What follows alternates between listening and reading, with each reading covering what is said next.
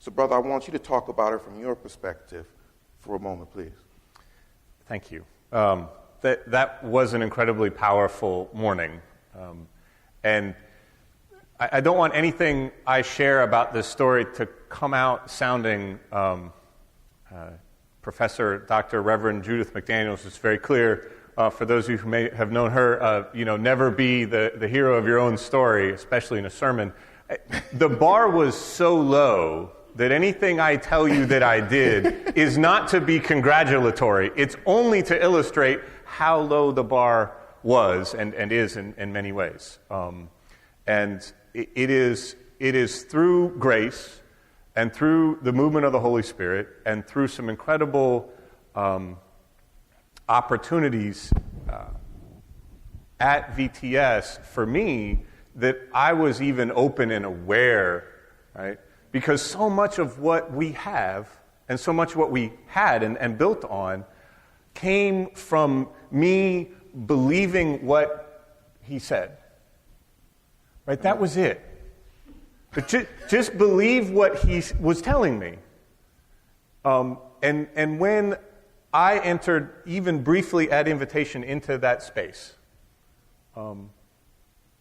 weeping seemed the most natural, most obvious, most real, and most of the time the only response that we could have, that I could have in that context.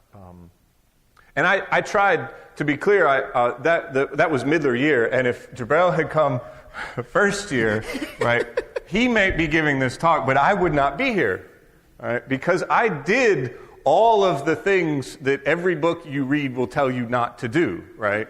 So I sat down at the table with all the black students, and I was progressive. We're going to talk about the movement of God. I was taking my consortium class at the Howard School of Divinity, right? I had the one white experience ever of stop and frisk at Howard University, right? Because they needed to see my ID.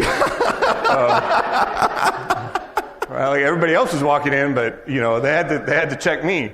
And I came right back to the refectory. I was energetic. I was ready. So earnest. And I sat down at that table and I said, and I'm paraphrasing here, but this is essentially the content. Could you explain to me how I can appropriate the black church history and culture for my own benefit? How does this work for me? And there was no violence that day, physical, which is a grace because I deserved to be slapped at the least at that point. And I was told to shut my mouth and go away and stop by the Bishop Payne Divinity School Library, right, and read something if I was that interested. Right?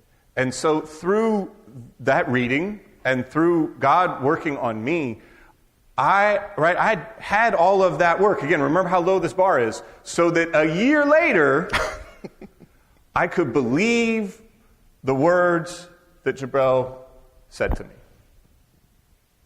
And that started it. Just listening, not just, listening. Amen. And being present, and weeping,